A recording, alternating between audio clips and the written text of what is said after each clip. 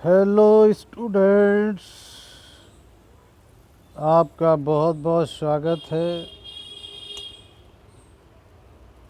CP sir की class में। और ये क्लास है मैथमेटिक्स की 10th क्लास के लिए। और इसमें आज हम एक्सरसाइज 8.2 के क्वेश्चन नंबर 1 के डिफरेंट पार्ट्स की स्टडी करेंगे।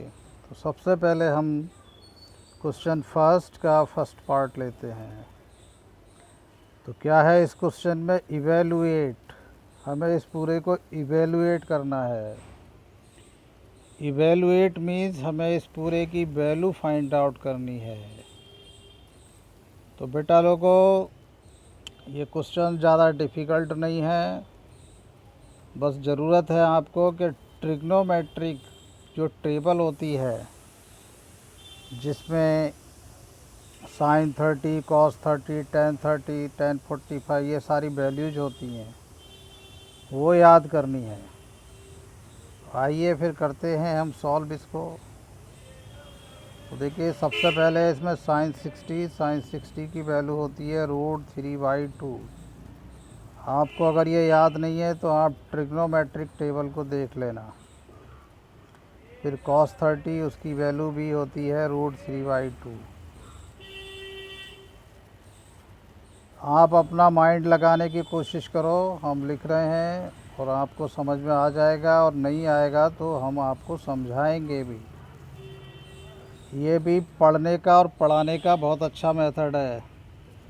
हमारे गुरुजी लोग भी ऐसा करते थे, ब्लैक बोर्ड पर लिख देते थे और बच्चे सोचते रहते थे 1-2 मिनट, फिर वो पूछते थे। तो किसी से नहीं आता था तो फिर वो समझा देते थे, और जिस पर आता था तो वो बताता था, तो और बच्चे भी समझ जाते थे। देखो, ये जो साइन 60 डिग्री और कॉस 30 डिग्री जिस पैटर्न में लिखा है, इसका मतलब होता है साइन 60 डिग्री की वैल्यू की कॉस 30 डिग्री से मल्टीप्लाई। इसी तरह से साइन 30 की कॉस 60 से मल्टीप्लाई। तो हमने साइन 60 डिग्री की ये वैल्यू पुट कर दी और कॉस 30 डिग्री की वैल्यू ये पुट कर दी। ये दोनों वैल्यू √3/2 हैं। आई मीन साइन 60 डिग्री की वैल्यू भी √3/2 और कॉस 30 डिग्री की वैल्यू भी √3/2। और प्लस है तो प्लस अपनी जगह, साइन 30 डिग्री की वैल्यू 1/2 और कॉस 60 डिग्री की वैल्यू 1/2। आइए अब इसको आगे सॉल्व करते हैं। √3 की √3 से मल्टीप्लाई 3 होगी और अपॉन में 2×2 = 4 होगी। फिर वही काम करते हैं, हम लिख रहे हैं, आप दिमाग लगाइए।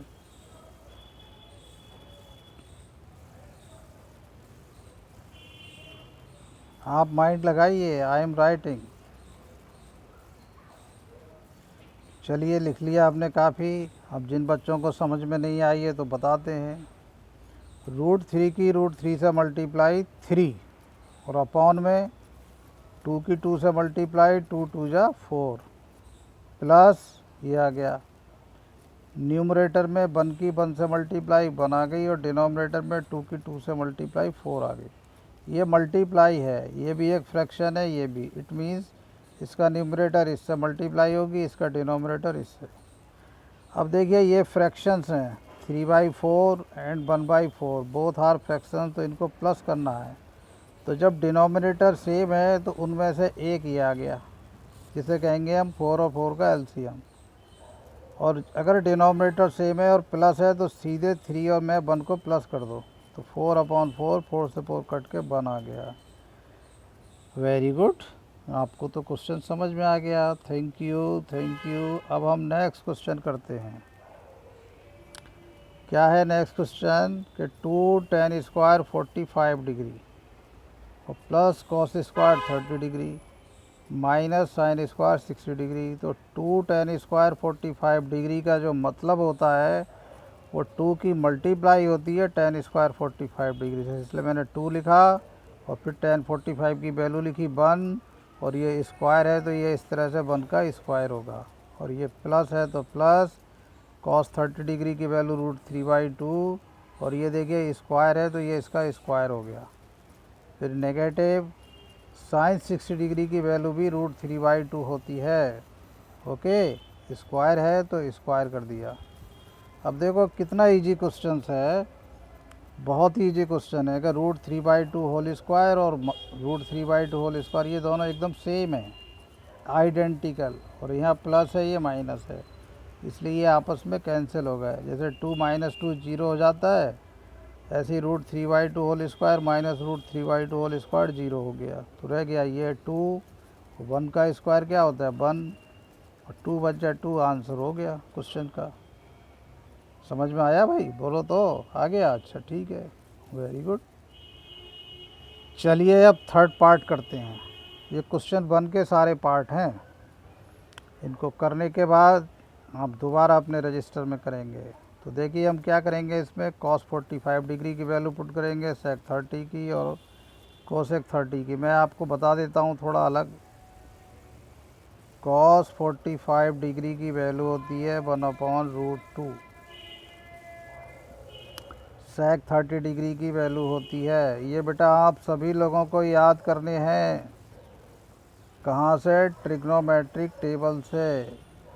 और कोसेक 30 डिग्री की वैल्यू मैंने तीनों लिख के आपको समझा दी हैं, ये होती है वैल्यू 1/2। तो आइए हम इसको अब आगे बढ़ाते हैं। ये मैंने समझा दी है, ये आपको याद है, तो आपको यहाँ लिखने की ज़रूरत नहीं है।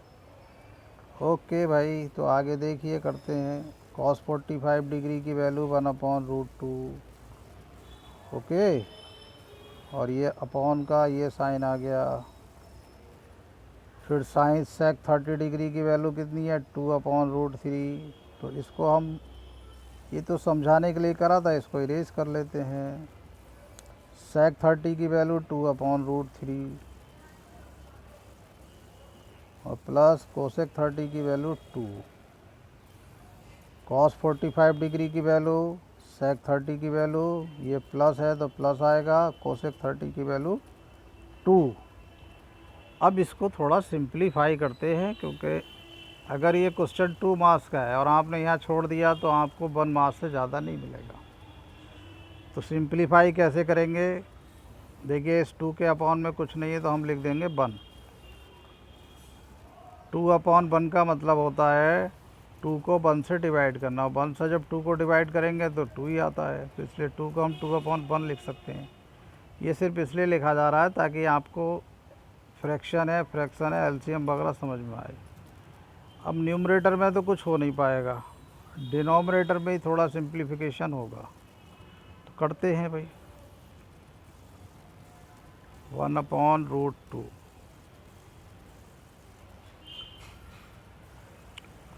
ये होल अपॉन ये वाला अपॉन है ये। अब देखिए √3 और 1 का एलसीएम क्या होगा? √3 और 1 का एलसीएम √3 होगा। और फिर एक लाइन यहाँ और ड्रॉ होगी, और √3 और 1 का एलसीएम √3 हो गया। अब यहाँ पर क्या आएगा? देखिए जब √3 और 1 अलग टाइप की नंबर हैं तो इनकी मल्टीप्लाई ही इनका एलसीएम होगा, तो फिर 1 की 2 से मल्टीप्लाई यहाँ आएगा, और प्लस है तो प्लस आएगा, 2 की √3 से मल्टीप्लाई यहाँ आएगी। ये आ जाएगी आपकी 2 और प्लस 2√3। समझ गए होगे? अब इसको आगे सॉल्व करते हैं। अब आगे क्या होगा? देखो ये भी एक फ्रैक्शन है और ये भी एक फ्रैक्शन है, ये न्यूमरेटर पूरा, ये डिनोमिनेटर। तो फ्रैक्शन के अपॉन में फ्रैक्शन होता है डिवाइड में, तो ये नीचे वाली फ्रैक्शन को हम रेसिप्रोकल कर देते हैं, उल्टा पुल्टा, और मल्टीप्लाई होता है। ये छोटी क्लासेस में आपको सिखाया गया होगा। तो आगे ये इस तरह से आ जाएगा,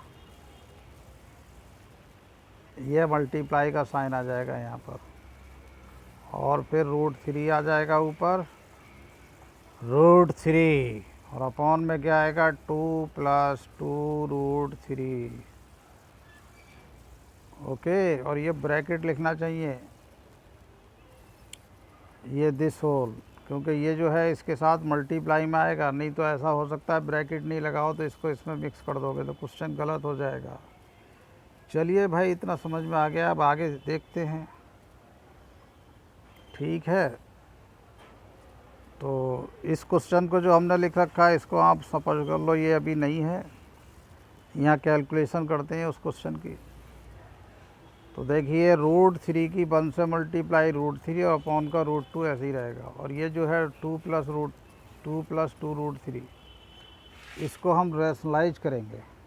ओके, क्योंकि एक ये ट्रेडिशन है कि डिनोमिनेटर में हमको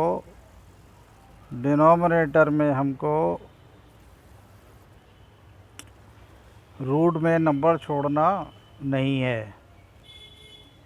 हम डिनोमिनेटर को रैशनलाइज कर देंगे। तो आइए देखते हैं फिर क्या लिखेंगे भाई। √3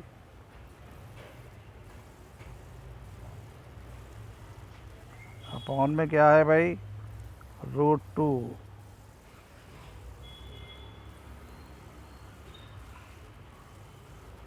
ब्रैकेट में है 2 + 2√3। तो देखो ध्यान से बच्चों, ये दोनों ही प्लस के हैं। ये ओनली 2 है, इसमें 2 के साथ √3, ये वाला अधिक हुआ। तो हम प्लस में चाहे इसको पहले लिखें चाहे इसको, या इसको पहले लिखें इसको, प्लस करके आंसर सेम आएगा। तो उसको लिखेंगे तो कैलकुलेशन में हमें आसानी रहेगी। ऐसा हमने लिख लिया। आसानी क्या रहेगी वो भी आपको बता देंगे आगे। तो अब इसको रैशनलाइज करने के लिए क्या करेंगे, यहाँ साइन चेंज करके न्यूमरेटर और डिनोमिनेटर दोनों में मल्टीप्लाई करेंगे।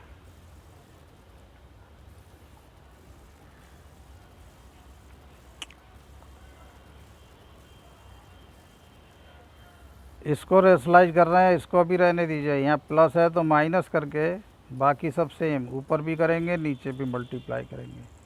ऊपर नीचे करते हैं कि इससे ये जो वैल्यू थी वो चेंज नहीं होगी। अगर केवल डिनोमिनेटर में करोगे तब भी क्वेश्चन बदल जाएगा, केवल न्यूमरेटर में तब भी बदल जाएगा। बदलने का मतलब है क्वेश्चन रॉन्ग हो जाएगा। तो आगे देखिए भाई, न्यूमरेटर में कुछ नहीं करना है फ़िलहाल भी, लेकिन एक काम कर सकते हो आप, 2 कॉमन है तो ले लो। तो √3 - 1 रह गया। आप कोशिश करते रहिए, माइंड लगाते रहिए, नहीं आएगा तो हम बताएंगे। √2 वही जो तरीका है हमने बताया हमारे गुरुजी वाला, कि हम लिख रहे हैं आप दिमाग लगाओ। बोल भी रहे हैं लेकिन फिर भी कम समझा रहे हैं, और कम इसलिए समझा रहे हैं कि आप ज़्यादा दिमाग लगाएं। क्योंकि मेन बात तो ये है कि आपको हमें काबिल बनाना है, आपको मैथ में बहुत अच्छे से समझाना है, ताकि आप 100 में 100 नंबर लाएं। दिमाग लगाओ मैंने क्या किया है।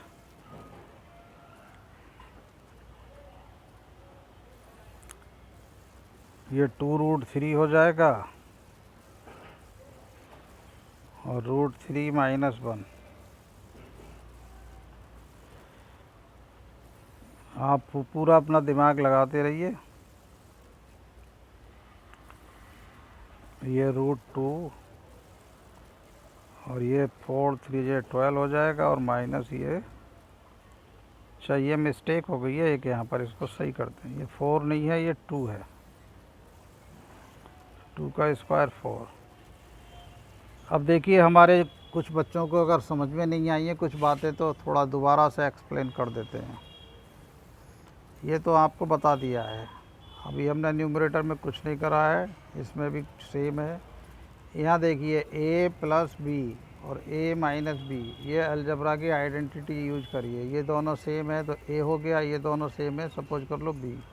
यहाँ प्लस और यहाँ माइनस, यहाँ माइनस और यहाँ प्लस भी हो सकता था। तो फार्मूला होता है आइडेंटिटी का a² - b²। a + b and a - b is equal to a² - b²।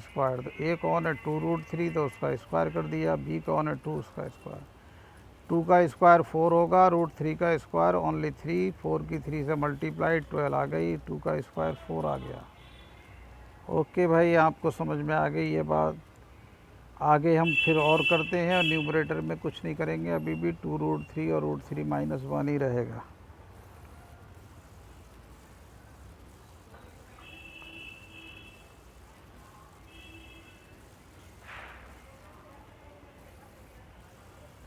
Upon √2, और देखिए ब्रैकेट में क्या रह जाएगा, ये 12 - 4 रह जाएगा 8।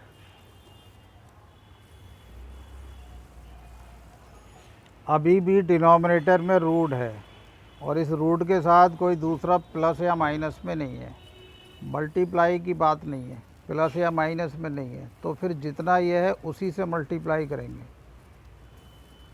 न्यूमरेटर में करेंगे और डिनोमिनेटर में, दोनों जगह करेंगे। ओके, ये चीज़ है, देख लेते हैं कहीं कोई मिस्टेक नहीं होनी चाहिए। सब ठीक है, ओके। तो आगे देखिए भाई बच्चों, 2 रूट 3 1 बाई 1 करो, इस रूट 2 से अंदर मल्टीप्लाई कर लो, रूट 2 मल्टीप्लाई रूट 3। वैसे इतना करना ज़रूरी नहीं है, आप छोड़ो, रहने दो। 2 रूट 6,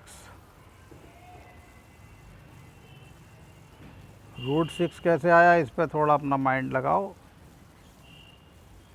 और अपॉन हो जाएगा 16 क्या, और ये 2 से कट जाएगा 16, कितने टाइम्स, 2 बन जा 2 और 2 8 जा 16। इसको भी मैं एक्सप्लेन कर देता हूँ। देखो, रूट 2 की रूट 3 से मल्टीप्लाई रूट 6, ये दोनों ही रूट पे हैं तो रूट के अंदर ही इनकी मल्टीप्लाई हो जाएगी। 2 अपनी जगह था, रूट 3 माइनस 1 हमने कुछ नहीं करा। रूट 2 की रूट 2 से मल्टीप्लाई होती है 2। अगर कोई नंबर है रूट में और उसकी उसी से मल्टीप्लाई करो तो रूट फिनिश, और 2 आ गया, 2 8 जा 16, 2 बन जा 2, 2 8 जा 16। इट मीन्स आपका इस क्वेश्चन का आंसर आ गया है। क्या आंसर आ गया भाई, यहाँ लिख देते हैं हम, रूट 6 ब्रैकेट में रूट 3 माइनस 1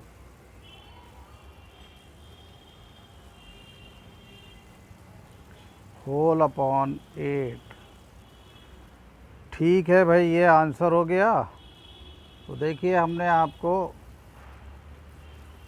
एक क्वेश्चन ये एक्सप्लेन करा, एक क्वेश्चन ये एक्सप्लेन करा और एक क्वेश्चन ये एक्सप्लेन करा। एक्सरसाइज 8.2 का क्वेश्चन फर्स्ट के हमने 3 पार्ट्स एक्सप्लेन करे। तो उम्मीद है आपको समझ में आए गए होंगे, क्योंकि आप कोई नया माइंड है, नए बच्चे हो, नए भारत की शान हो। तो मैं उम्मीद करता हूँ पहले इनको समझ के दोबारा से अपने रजिस्टर में करोगे, फिर उस क्वेश्चन के जो बाकी पार्ट्स रहते हैं प्लीज़ उनको दोबारा से कोशिश करोगे। कुछ नहीं आएंगे तो आप एज ए प्रॉब्लम पूछ लोगे। Thank you.